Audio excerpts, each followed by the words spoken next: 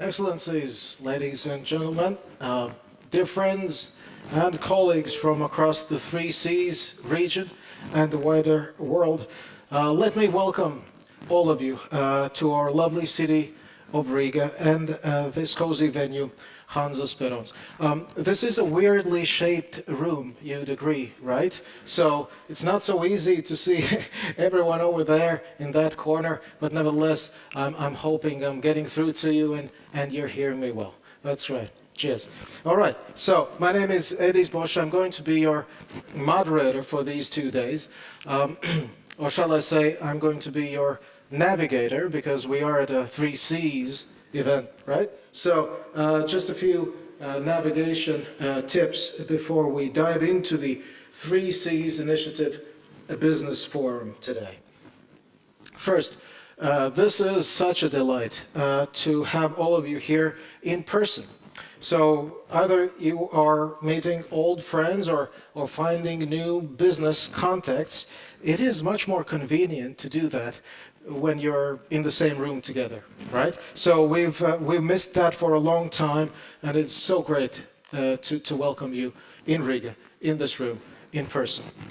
So welcome once again. Business-to-business networking, I saw in the room adjacent to this, it was already taking place in earnest earlier today, and let's keep that up because that is a main objective of this forum, to solidify existing and to establish new cooperation and collaboration opportunities. And as hosts, we are happy to bring so many of you together today and tomorrow here in Riga, and we wish you well in these endeavors. Second, as hosts, we are absolutely pleased with the truly high-level representations in our discussion panels. And it's not just the president's panel later today that will include, presidents and prime ministers, but also all of our other panels over these 2 days are going to be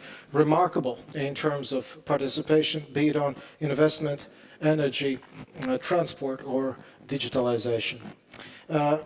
Taken together, we believe those 2 days will underscore that the Three Seas Initiative is indeed both a politically inspired and commercially driven enterprise.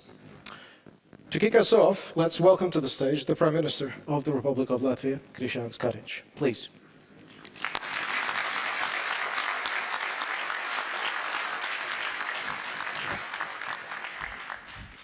Thank you very much, Eddie. Good day. It's wonderful to, I guess I can't really see you, the lights are rather bright up here, but to have a sense that there are many people in this room. Actually, I'm very excited that we're able to host the Three Seas Initiative in Riga today, but I think we all have to admit and understand that we're coming together in Riga in very difficult times indeed. War is once again going on in Europe. We are seeing that Russia is waging an unprovoked war against a neighbor, Ukraine, turning on its head the assumptions that many of us have had and actually creating a conundrum for the world, how to maintain the rule of law when one of the large players in the world is in the business of trying to recreate which could be best described as a 19th century empire aimed at destroying Ukrainian democracy and apparently even Ukrainian identity, which in my book basically amounts to a genocide. The Western world, the democratic world, has rallied together in a fantastic manner, supporting Ukraine in all ways. I think it's important that all of us maintain the goal of doing everything in our power to make sure that Ukraine wins in this war and Russia loses in order to re-establish peace and security. Because if Russia is currently not stopped, there's no indication that they would be stopping of their own volition. And that creates security challenges not only for Europe, but for the entire world. So we're supporting Ukraine, all of us militarily, humanitarian aid, economically, so financial aid, politically, hoping very much that at the end of this week in the European Council we'll be able to offer a candidate status for Ukraine to join the European Union, and of course with our ongoing sanctions against Russia and Belarus. That's the context where we're meeting, so challenging times indeed. But the Three Seas Initiative, it's aimed at doing a number of things. So one, obviously, strengthening the north-south interconnectivity in the eastern part of Europe. But also, crucially, it's strengthening the transatlantic ties between Europe and North America, which is another dimension. So it's not only a north-south, there's a very strong east-west dimension, which is critically important. The main areas is, I guess you could see from the video a little bit, there's energy, the digital sphere, transport, and logistics. And now when we think about the war in Ukraine, and we have the transport and logistics issue, think grain supplies to the world. Right now, Ukraine's port, the one remaining large port which is not occupied by Russia, Odessa, is currently blockaded by the Russian military. There are millions of tons of grain already in Ukraine's silos which are not being able to get to market. And the harvest is, everything is growing and harvest time will come. Where will the farmers put their grain? How will that grain get to the markets? Not getting to the markets means not only higher prices for us in Europe, but it potentially means real shortages in the north of Africa, in the Middle East. So you could say chaos. Now, one obvious route of transporting this grain is via land through Poland up to the Baltic Sea ports and then by ship to the rest of the world. But what do we have in this part of Europe? Differing train gauges. It's something that many people not from the region are blissfully unaware of. The rail gauges in Ukraine, as in Latvia, Lithuania, Estonia, Finland, and Russia, everywhere else, is a little bit wider by about 10, 12 centimeters than the standard European gauge. And that means that when a rail car moves from Ukraine into Poland, it stops at the border because the tracks are a different width. Imagine the logistics problems of moving the grain from one car to another car, or trying to change the chassis of thousands, actually it would be hundreds of thousands of grain cars. So interconnectivity is actually a huge issue for us in this part of Europe. It also has huge implications for military mobility. Coming to one another's aid means getting men and supplies, and rail is the obvious way that it's done. Interconnectivity really is an important thing to think about. Being the Prime Minister of Latvia, I have to say a word or two about my own country. And maybe there's some questions. So talking about the war and thinking about it, you could say, well, is it safe? Is it safe to invest here? Very simple answer, yes. Yes, it's safe to invest. Our country has been part of the European Union and NATO since 2004. It's 18 years. We have made the decision to increase our own defense spending. We're already over 2% of GDP. We're about 2.2, moving to 2.5% of GDP. Our neighbors, Lithuania and Estonia, are doing the same, so the entire region is. And as you are probably aware, there's a NATO forward presence here in Latvia already for 5 years. It's in the Baltics and in Poland as well.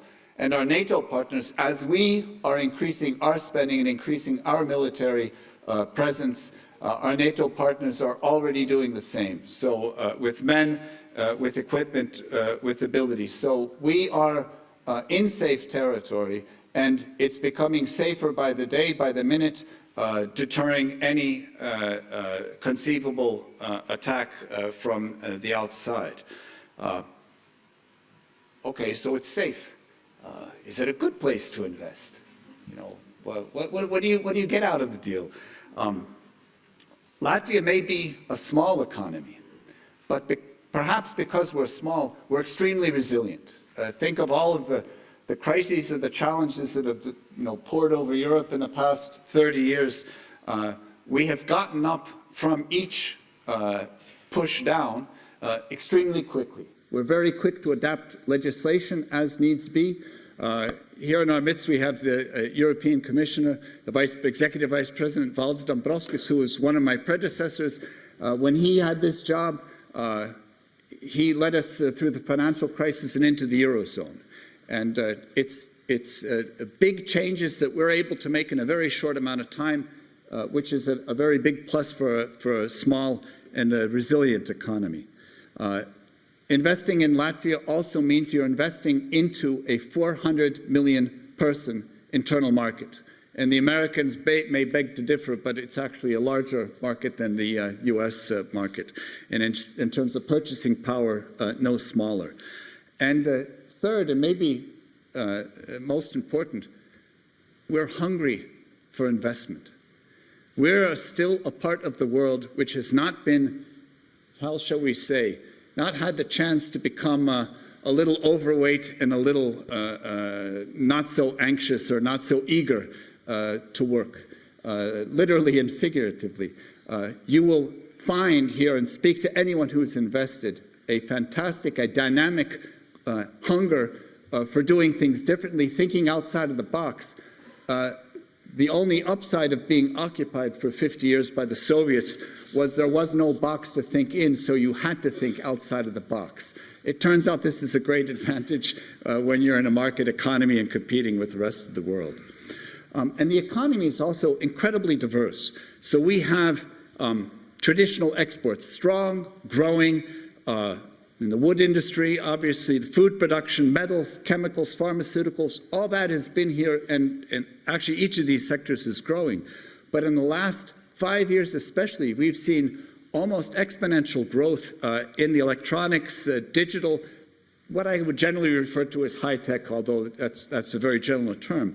Just to get a little taste of it, we have companies in Latvia that not only work on 5G software, but that actually have 5G hardware that's being exported around the world.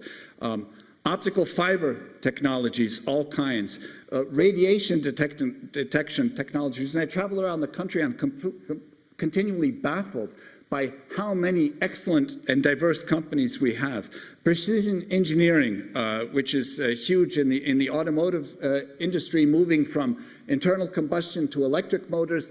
The tolerances of gears, etc., are completely different than for internal combustion engines. It turns out we have companies that are actually years ahead in terms of investment and be able to supply the precision engineering requirements. The green energy technologies. This is a growing sector and has huge government support. For obvious reasons, we are moving away from Russian-supplied fossil fuels, heard that, to homemade or homegrown energy sources. And then, of course, we have a growing defense industry with communications, C2, ammunition, drones, vehicles. In a word, there are fantastic opportunities here. I'm looking around the room, and I'm thinking that many of you will find in the Business Forum your partners to work with in the future, and I think you will not regret it one bit.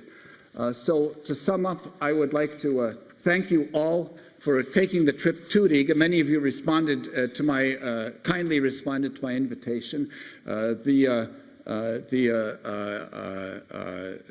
next speaker, I suppose it will be a video address, is one who's responded to that. So I thank all of you, and to sum up, when we work together, you can not only make lots of good money, but it creates a resilient society which is able to stand up against outward oppression and aggression. Thank you very much.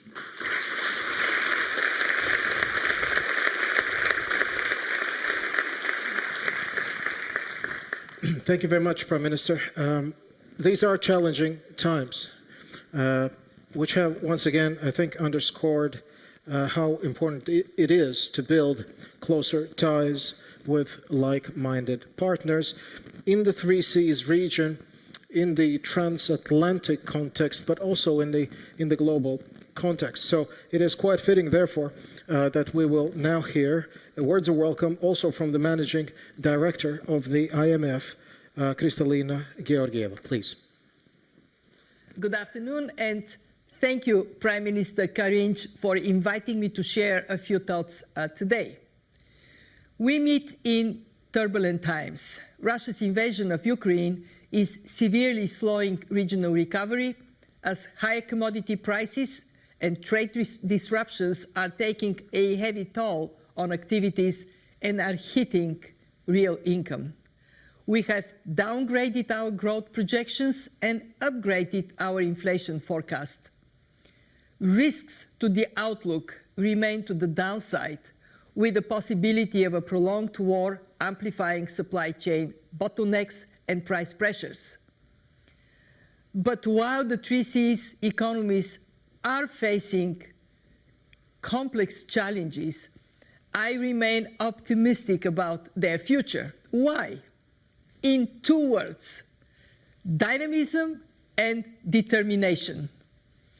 In a single generation, the region has closed half of the development gap with Western Europe, thanks to the hard work of its countries and its people to catch up and build a stronger and more resilient future.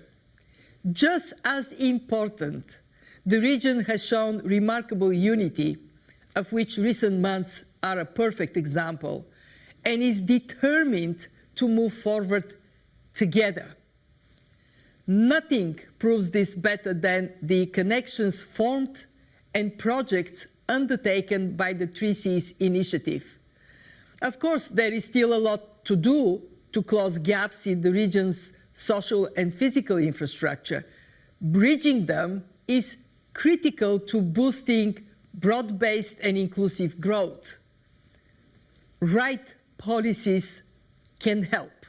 For example, under the Next Generation EU initiative, Three Seas countries plan to allocate about 1/5 of their investments to health and education, nearly double the level of their neighbors to the west.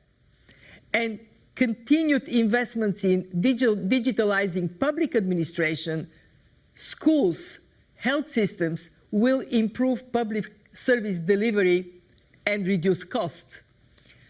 Needed physical infrastructure investments, the starting point of the Three Seas Initiative, include better natural gas distribution, like the Three Seas Initiative's LNG terminal and pipeline projects, and more renewables to bolster energy security. Enhancing transport networks is a priority too. Better railroad connections will benefit the entire region and neighbors like Ukraine. But to do all this, private capital is critical. EU cohesion and recovery and resilience facility funding can help draw investors to the largest projects. And the Three Seas Initiative Fund can help finance strategic, commercially viable projects. The region has come far, and with the dynamism and determination you have shown in the face of challenges, I know the next generation will accomplish even more. Thank you.